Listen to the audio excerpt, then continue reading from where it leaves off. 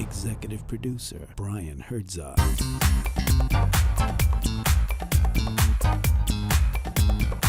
Presents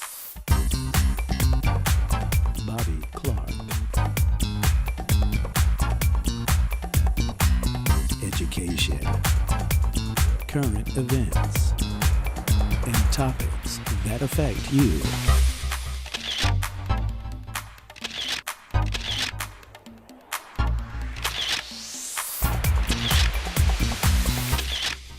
Welcome to Let's Talk About It.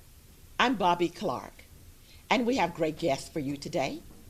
And our first guest is Edgar Cage, who's a member of Together Baton Rouge. Welcome, Edgar. Thank you, Bob. Glad to be here. Glad to have you. Edgar, we're going to talk about how the food access appears in specific areas of our city. Okay. Okay, you want to talk about that? Sure. Well, let me tell you how I got involved in the food access issue with Together Baton Rouge. We created the Together Baton Rouge Food Access Research Action Team in September of 2011. It was the result of us having many house meetings, that's groups of institutions and people getting together on a small basis to talk about issues in the community. One thing kept coming up was lack of access to fresh, healthy foods in our neighborhoods. So we created the Food Access Research Action Team to sort of address and look into what can we do as an organization to help with this effort. Well, that sounds like an effort that really needed to be talked about, and it's interesting how it all got started through sitting with community people in their houses and just discussing the issues that were of most concern for them. Right. If you're familiar with Together Baton Rouge, we are always grassroots, and this is a grassroots campaign. Why does food access matter?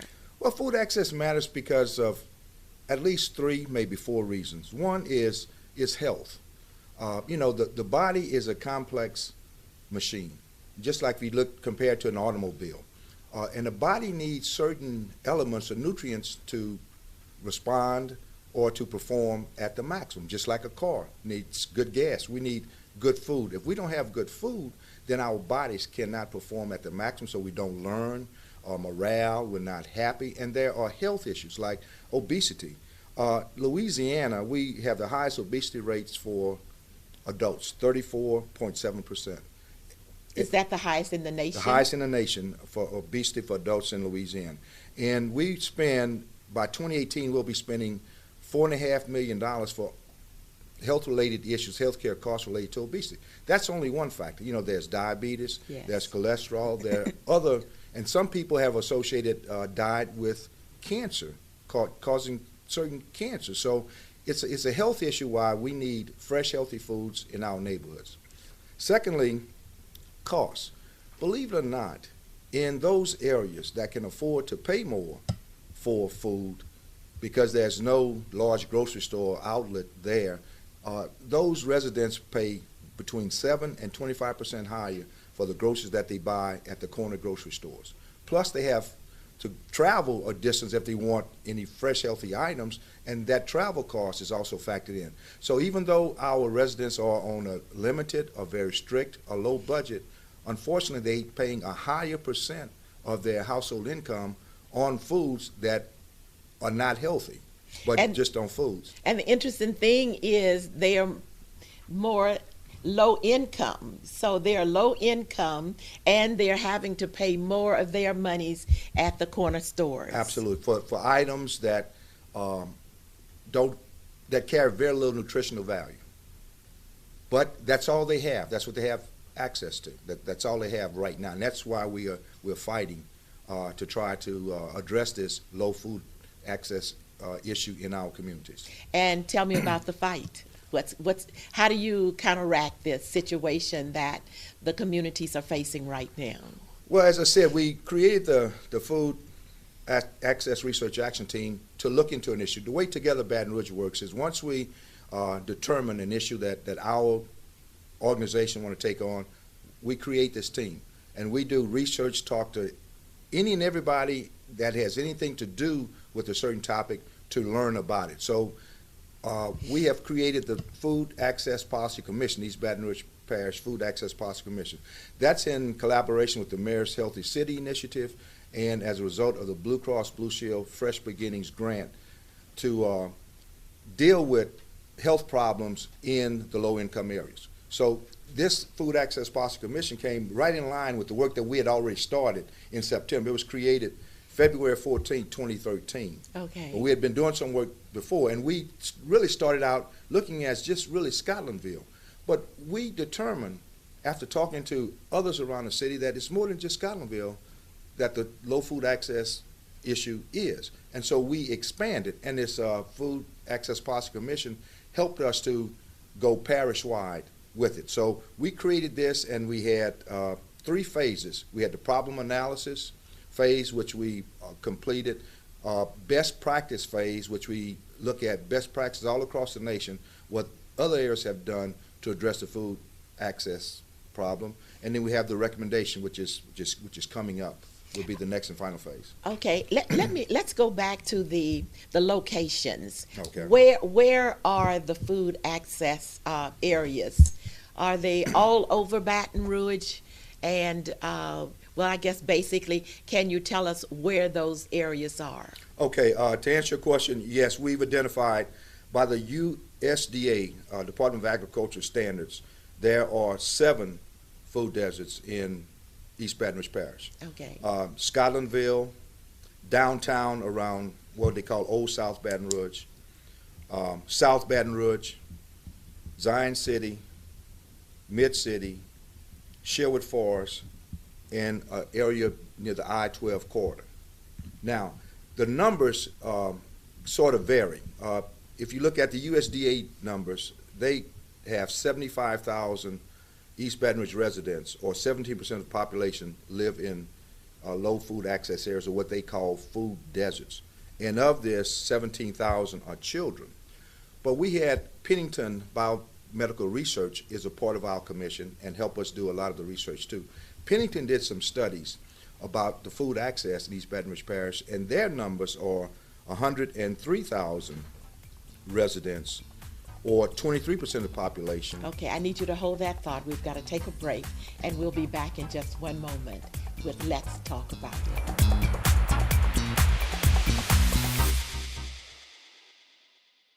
Sponsored by. Do you want to boost your student scores on the ACT? We can help. Welcome back to Let's Talk About It. We were talking with Edgar Cage, who's a member of Together Baton Rouge, and we're talking about East Baton Rouge and the need for more access to healthy food, or more supermarkets in what are those areas called? Low food access areas. Low food access areas.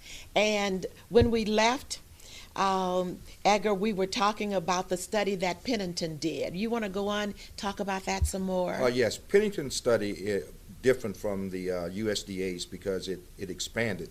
The USDA study was basically those areas that they define as food deserts. Those are low-income census tracts where at least 33% of the population, or 500 people, live a mile or more from a major supermarket or grocery store. And a mile or more is as the crow flies.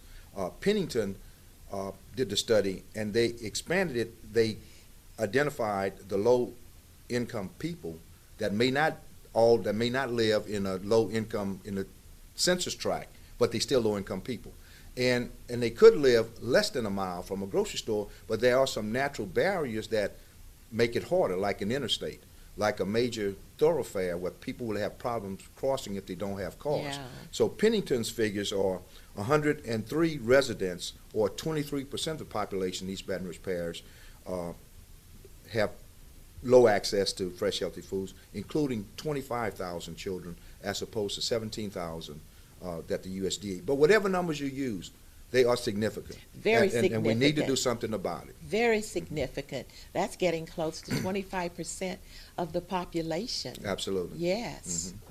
Okay, so how do we go about fixing this problem? Well, what the commission has done, we have, the second mandate or phase was the best practices. We have looked at best practices all across the country on what other areas have done to address the issue, and we even made a couple of site visits. One was to Baltimore, Maryland, to see what they do.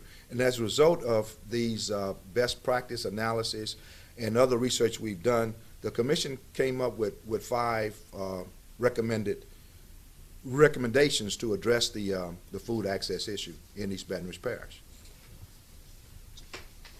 I remember you mentioned Baltimore. I remember many years ago, and I started the Meals on Wheels program here in Baton Rouge, and I went to Baltimore to review their program to decide. So that says a lot for Baltimore. They're on top of things really well. Well, and one reason that we identified that their success is because not only the communities, but their local government really places a priority Yes, they do. on like the Meals and Wheels or the low food access, to the extent that they have identified a person in the department to address the issue and make it their responsibility. Yes, and that is so important when the local government gets involved. Yeah.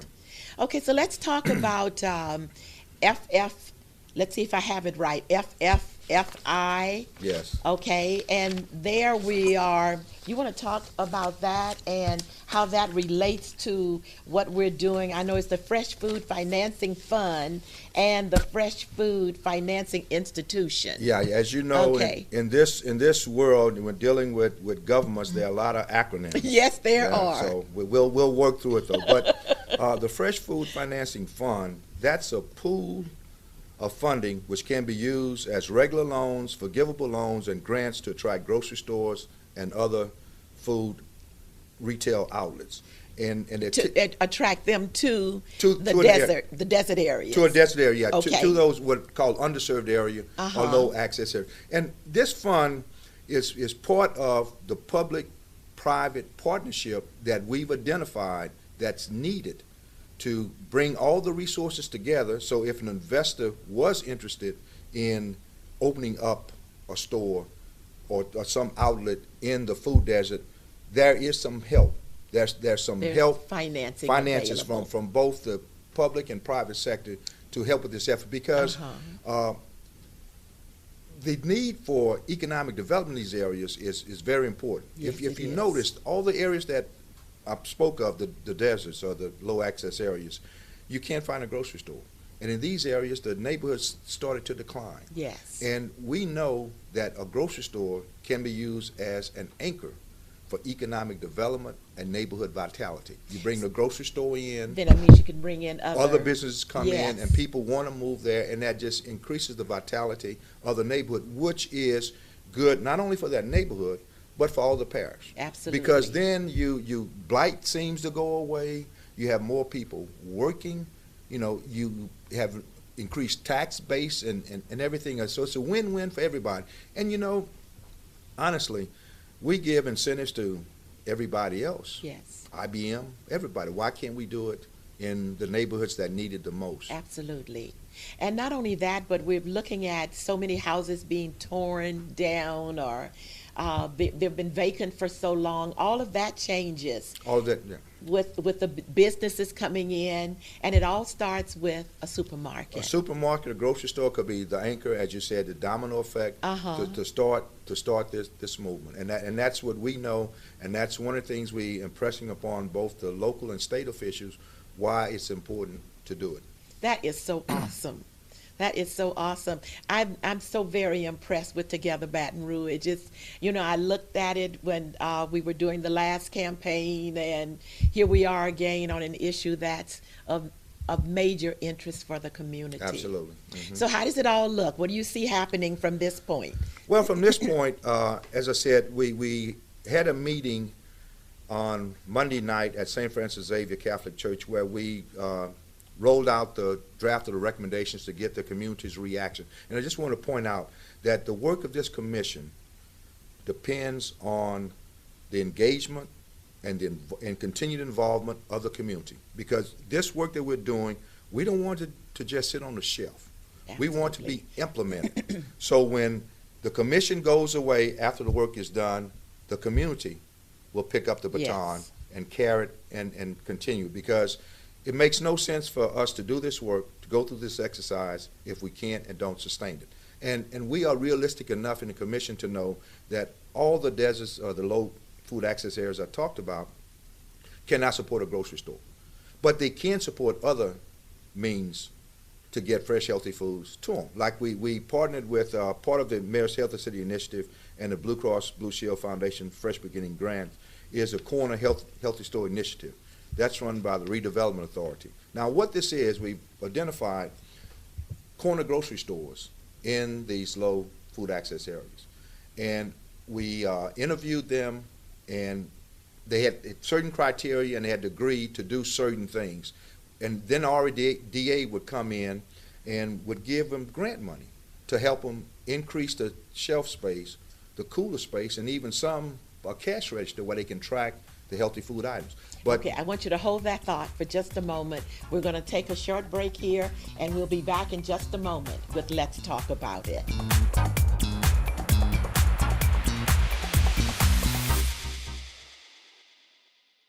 Sponsored by. Do you want to boost your student scores on the ACT? We can help. And welcome back to Let's Talk About It.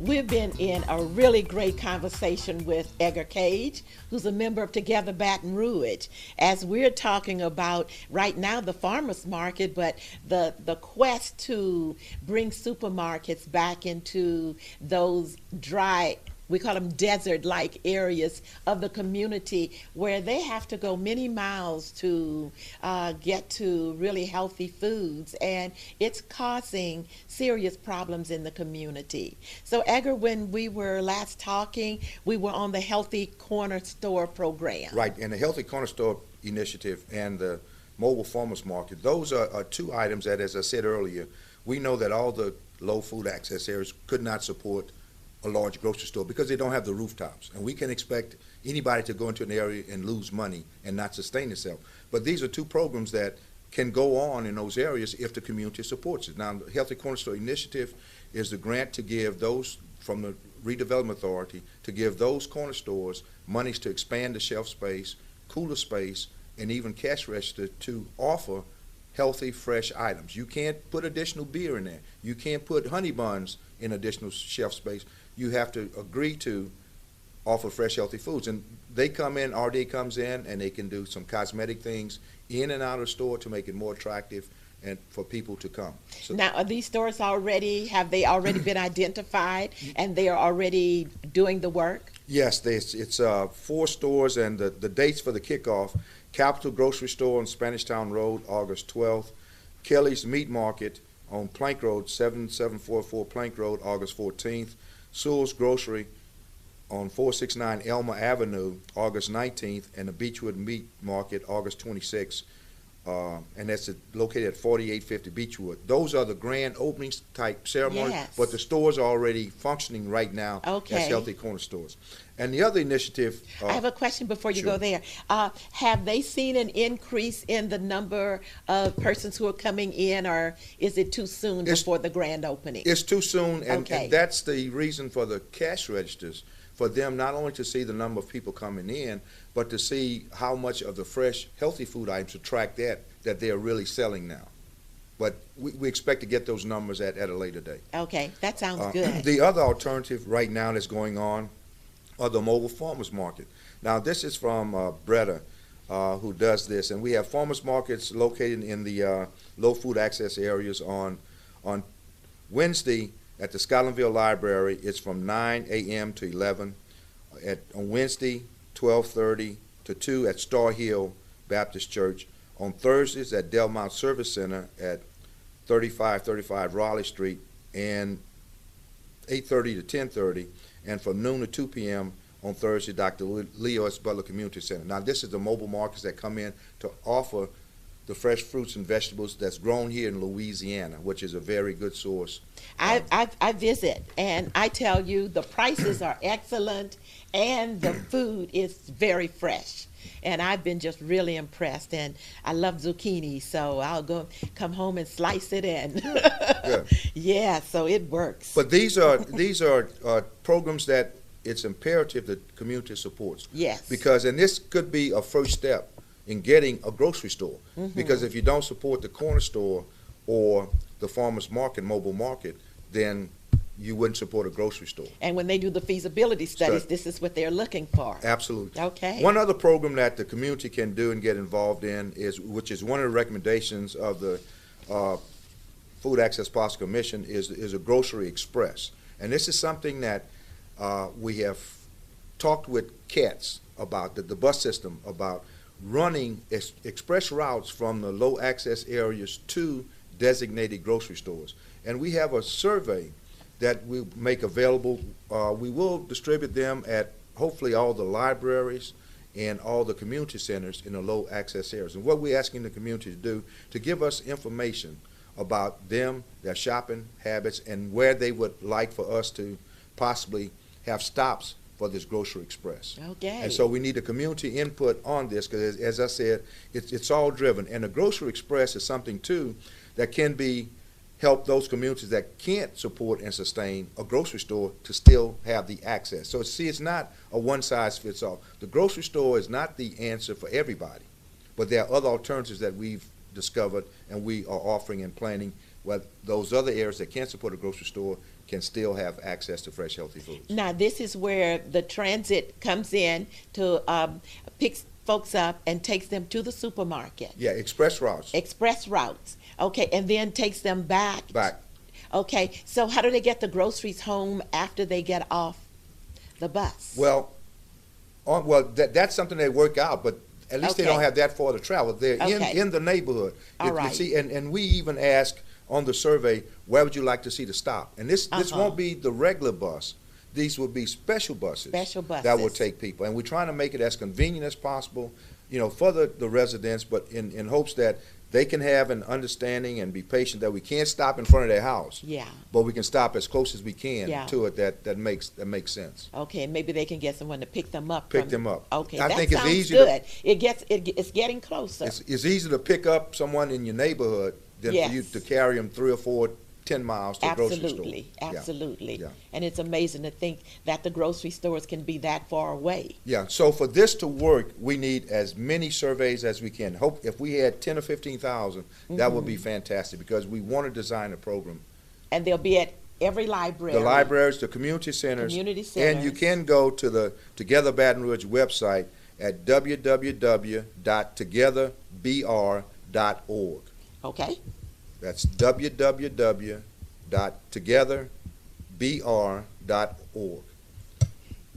And one thing too, probably the final thing, Bobby, is that we will have a follow-up community meeting on August the 25th at 6:30 p.m. at St. Francis Xavier Catholic Church. Now, we had a real good crowd out there the last meeting, last Monday, where we had approximately 130, 140 people. But as I want to explain to people, this is our opportunity to show Baton Rouge and to show those investors that there's a need and there's a demand for access to fresh, healthy foods. All right. That is going to be the end for us, Edgar. We could go on for a much, much longer. Yes. But thank you so much. And the information has been just really great. And to my viewing audience, stay tuned, because we have Tyra Banks coming up along with Sharon Johnson. And we're going to be talking about nonprofit training. Stay tuned to Let's Talk About It.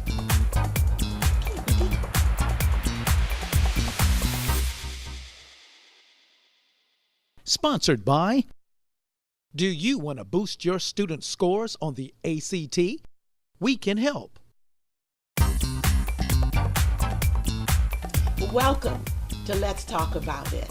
Our guest, Tyra Banks, who's nonprofit trainer and coach, and she's with Banks Consulting, LLC.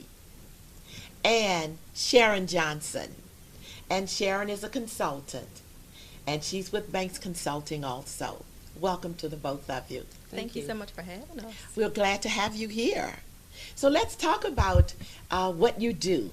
What is nonprofit training? That sounds really interesting. You coach and train people who have nonprofit businesses. Certainly. Okay. And also for-profit companies that want to have a community impact. And All so right. we service both. But basically, nonprofit training is helping to build the capacity of change agents. so that they can accomplish community and social change. What does that mean? Sounds good, but let's break it down some. What does it mean to make change in the community? I have a nonprofit, and I know it's a lot of work. Oh, yes. I know it's a whole lot of work. Folks think that you just get the nonprofit status and you just lean back and wait for the money to come in. Because the grant coming to you, right? The grant coming to you, straight to you. Yeah, and you've got to first write that grant. Right. You've got to write that proposal, which can take a whole lot of time. Yes. And then after that, you don't know you're getting it until you get it. So, and the one thing that I learned, and you can tell me what your thoughts are, is that you must write to the proposal. You can't start putting things in that they didn't ask you for. Yes. So tell me, how do you help nonprofits? Definitely in grant writing, definitely in training their boards, helping them to build their internal capacity. And by that I mean, how do you partner with organizations, right? It sounds easy. I have a good mission. You know, people want to partner with me. It's easy. I just walk up to What does that them. mean when you say partner with an organization? Partnership could be several different ways. If we serve the same constituency, then maybe we write for a grant together. We write for a larger grant together. Or we share office space. Right. If I serve homeless people in the area of clothing and transportation, and she feeds them, we could share space. Okay. And so partnerships, several different things. Mhm. Also in the area of board governance, you know, and Sharon can definitely talk about that. She was a With regard to the partnerships, a number of funders use the word collaboration. So if we're going to collaborate, you might hear a nonprofit looking for organizations that want to share and collaborate so that the funding goes further. If I have $5,000 and the two of you work together, that $5,000 goes further than trying to decide between the two of you who would get that money. Board governance is Now extremely that was just an important. example, right? Yes, ma'am. Because it's not a whole lot you can do with $5,000. $5,000. No, it's not, but it's just on Okay. the top of my head. Okay, all right. But with regard to board governance, it's really important that those persons who serve on your board are active on that board. When nonprofits first get started, it's usually your mom, your sister, your neighbor, your boyfriend, your cousin, because everybody believes in what you're doing and they want to help you so much. But if they don't have the experiences, if they don't have a background, maybe in marketing or in law, or someone who wants to talk to people and raise money, if they're not willing to support you in the areas that you need, then your organization can fail because they're volunteering, they're not getting paid. And so if they don't have that passion for the organization and willing to learn how they can make the work count, then it's not going to survive. So we want to teach those board members, what are your responsibilities? It's great that I want to support Tyra, but if I can't come to a meeting on time, if I can't go in my pocket and make a donation, because when I come to you, Bobby, to ask you for $5,000, your first question to me should be, how much is your board giving? exactly. And so to quote the infamous Dr. Melissa Flournoy, give, get, or get off. All right. That I believe wholeheartedly. Give some money, go get some money, or get off. You can volunteer, but this space is for someone who's working to help us move our organization forward. And so in our trainings, we want people to learn their financial responsibilities, their fundraising responsibilities, their communication responsibilities, there's accountability. What are your legal responsibilities? When you were talking about nonprofits, we were talking about revocation. If you're not complying with the IRS requirement to file your Form 990, whether it's a full 990, a 990EZ, or 990N, after 3 consecutive years, they'll revoke you. That means they'll take away that status you worked so hard for. And now you have to start the process all over again. So these are things that Banks Consulting wants to bring to the community to help have strong nonprofit organizations that someone would want to collaborate with. Yeah, nonprofits are such an important sector. You know, just in East Baton Rouge Parish, we have over 3,000 nonprofits. Generally, the people say, you know, you always have some people who are in it for the wrong reasons, right? Yes, sir. But generally, when people start nonprofits, they have a heart for the mission. And they may not come to it with an accounting background, so they don't know about the 990. And so that's our job, to help them get through the process so they remain strong. And you recommend a CPA for them? It depends on Which their one? budget. It depends on how they're operating. Sometimes you don't need one. So, and the IRS has created a new avenue for nonprofits to be able to access the 990EZ without having to use a CPA. So we try to take everything on case by case basis. Those nonprofits that have annual operating budget of less than $50,000 can do the 990N, which is a postcard. It's only 8 questions. You register, you tell the IRS, no, I have not made $50,000. You make sure that your contact information is correct, and you're through. And so the number of nonprofits that just met that threshold that have been revoked is amazing, because no one told them they didn't have the money to pay a CPA for a 990, which is what they thought they needed. And so when the IRS created that opportunity for them, nobody told them. And so most nonprofits look at being driven by the mission and programs, but part of that mission is accountability. So you can't just focus on your programs. You have to focus on the back office. And getting the training to know what we need to do is the opportunity we're looking for, is to build relationships with those nonprofits, so when they have a question, they can come to Banks Consultant and ask that question and get the resources they need and not have to spend a whole lot of money. Okay. Exactly. All right. We'll be back in just one moment with Let's Talk About It.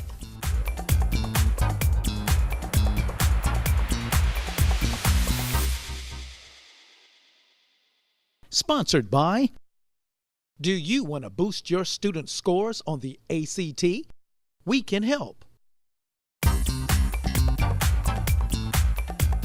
Welcome back to Let's Talk About It. Our guest, Tyra Banks, nonprofit trainer and coach of Banks Consulting LLC, and Sharon Johnson, consultant with Banks Consulting LLC. Okay, so we're going to talk now about what made you create the 10 for 10 series, and when does it start, and how do you see it being effective in helping nonprofits? I was super excited to think about a way to help nonprofits grow. You know, I would often see clients who would come to me one year and they're fired up, and by the next year, April, they've lost their board.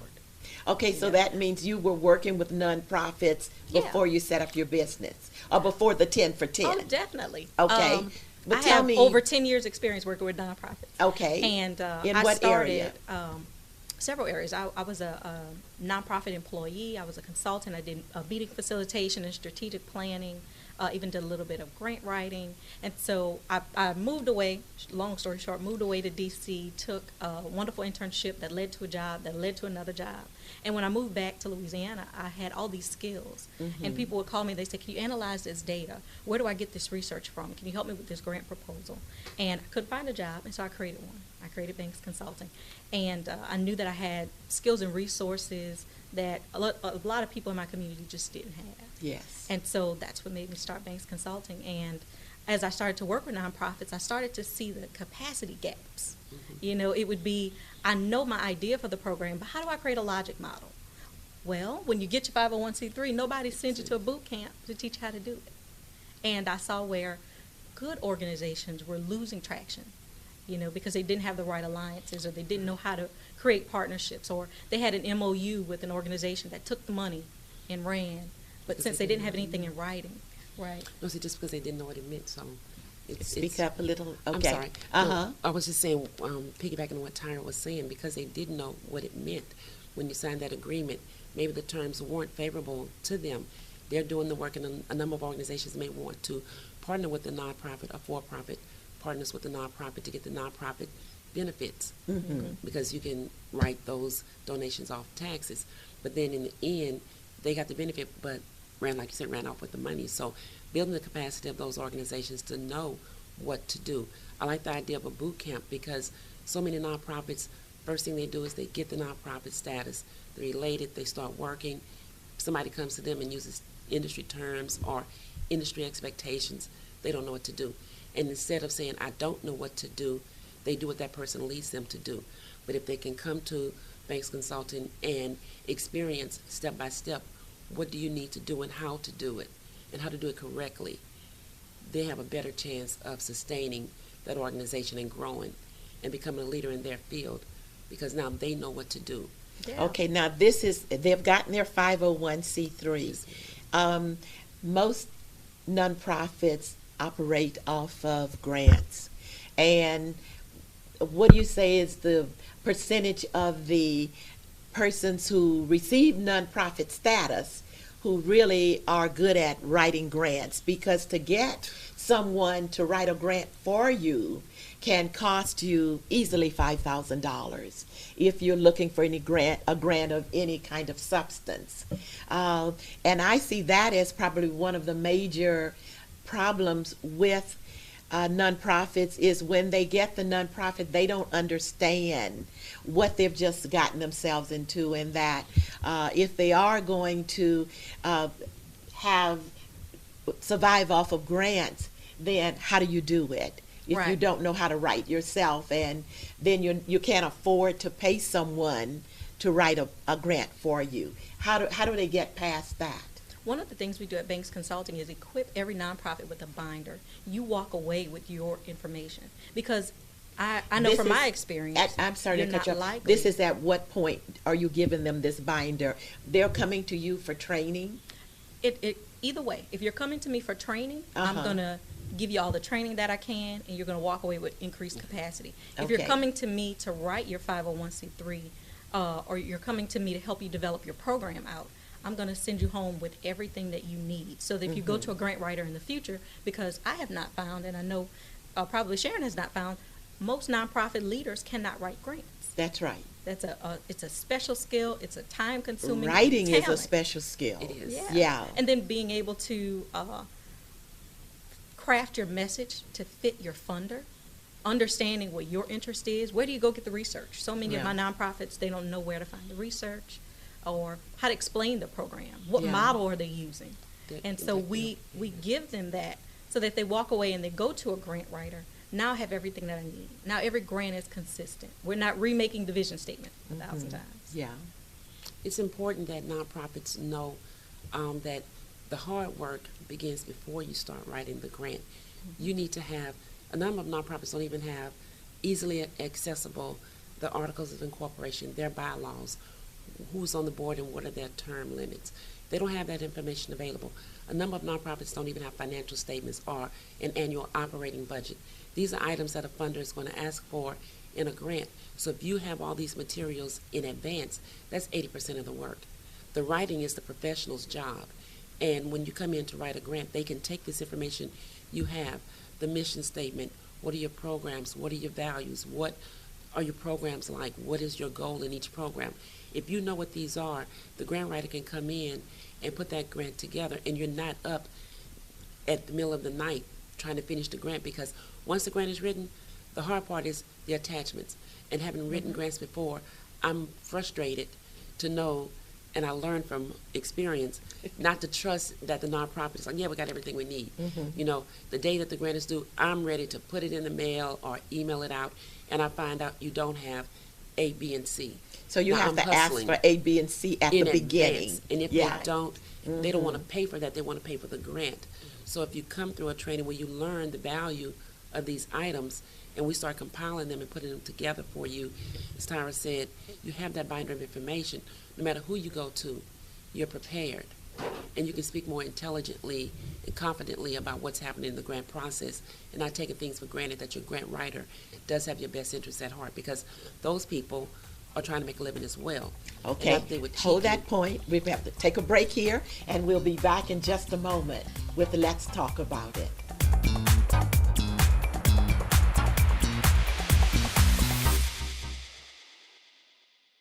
Sponsored by. Do you want to boost your student scores on the ACT? We can help.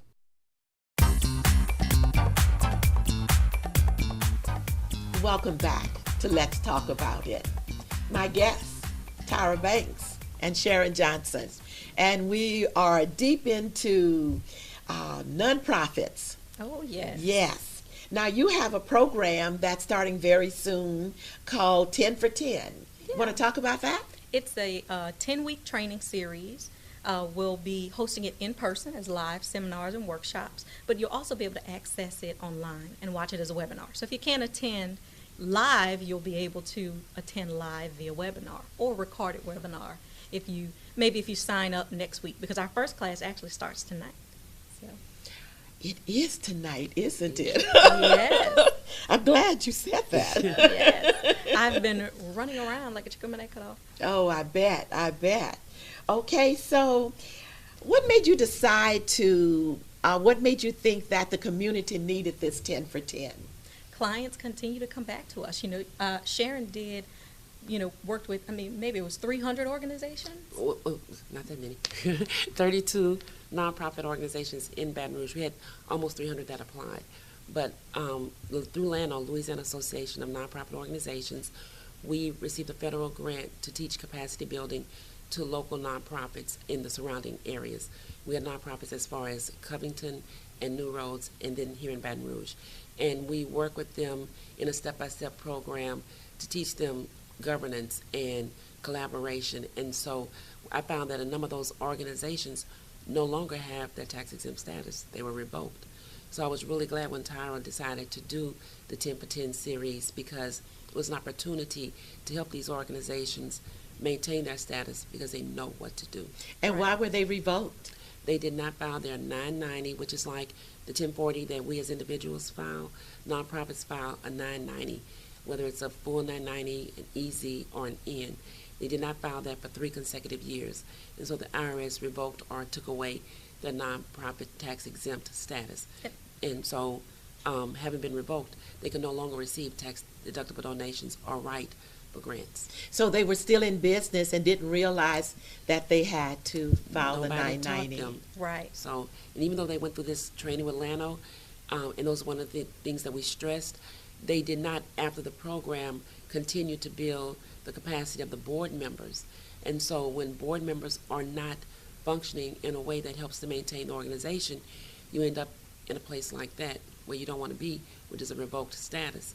And so this Well, a lot is of the something board we can members work don't with. know either. Right. And training is expensive. Yeah. Oftentimes it's not easily accessible, especially if you don't have a major nonprofit capacity building arm in your city or in your state. Right. Oftentimes it's, if a board member can afford it, you travel outside to get some training and come back. And so you may not be able to get everything. Yeah. And that's why we wanted to offer something local and offer it also via webinar so that people can attend from home, you can attend Exactly. from work, but at least you'll be getting the valuable training that you need, because I don't know a nonprofit that was organized for no reason. There was a compelling mission. There were people who needed to be served, or animals that needed to be served, a cause that needed to be dealt with. And if we just say that that very important sector of society doesn't need any support or increased capacity, I think we're fooling ourselves. Nonprofits create jobs, they create change in the community, they offer services that government can't afford to offer, Exactly. and that business wouldn't offer because it wasn't profitable, right? And so we can't ignore the need there, especially if you like Sharon and I, we could talk all night about nonprofits because it's our Right. passion. And so if you're passionate about it, you want to find a way to fill that gap. And it makes sense. I have tutoring service, Mhm. and I love it and love the work that's necessary with the children. Yeah. And so as I get donors who come into my company to help to pay for those students who cannot pay for tutoring, then I know that nonprofit is very important and that the reporting system has to be done. And I early on got a CPA. I started without one, but that was not smart at all. And so Banks Consulting, we do work with Waits and Company, so a proud partner of ours. Yeah. That we direct our nonprofits to, and so it just depends. We try to work with nonprofits on a case-by-case basis. Yes, yes. It's so important to have organizations like yours because that lack of knowledge can be very expensive to you in the long run. And losing that 501c3 is serious. I can't imagine having gone through all of that work and then to lose it. If I could point out a couple of things real quick. The IRS is now providing a 1023 Easy, which is a 3-page application. You have to meet certain standards, there are certain requirements, but one of them is having an operating budget of $50,000 or less. This will help those organizations who cannot afford to pay an attorney or an accountant or a consulting $1,500 or so to write that application for them and assist them with the process. That's one of the things IRS has come up with that's extremely beneficial to new nonprofits. The other thing is, Tyra and I had this conversation yesterday, nonprofit organizations are businesses Yes. first. you're organized for a charitable purpose. And if you come to the nonprofit industry with the mindset that I'm a charity and people owe me something because I'm helping people, you already setting yourself up for failure. You cannot operate sometimes the way a for-profit business does in some instances, but for-profit businesses have to have books, sound books. They have to have sound leadership. They have to follow regulatory requirements. And so when we talk to our nonprofits, we talk to them from a business perspective. Okay, well, I just really appreciate your being here. Oh, it's And yes, you're. It just goes so fast. And talk about this for the hours. 10 for 10 sounds like something that is really going to be productive. And I want to thank you. And we are signing off with Let's Talk About It. See you next time.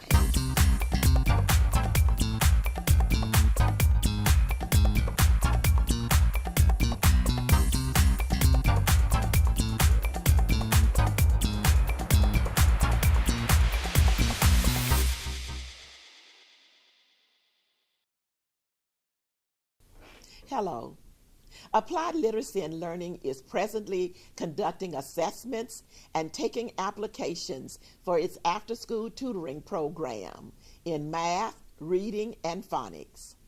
Applied Literacy and Learning will conduct an academic assessment to determine where your child first got lost, repair those academic deficiencies, and assist students from kindergarten through 12th grade. Has school become a real problem for your child? Is your child's schoolwork affecting your home life? Is your child struggling in school? Do you worry about your child's future? Applied Literacy and Learning believes all children can learn. Call now to enroll your child. The numbers are 225-448-3599 or 225-315-5785. Applied Literacy and Learning is conducting assessments and enrolling now. Tutoring begins September 8, 2014. We're located at 1771 North Lobdell, Suite 307. Thank you.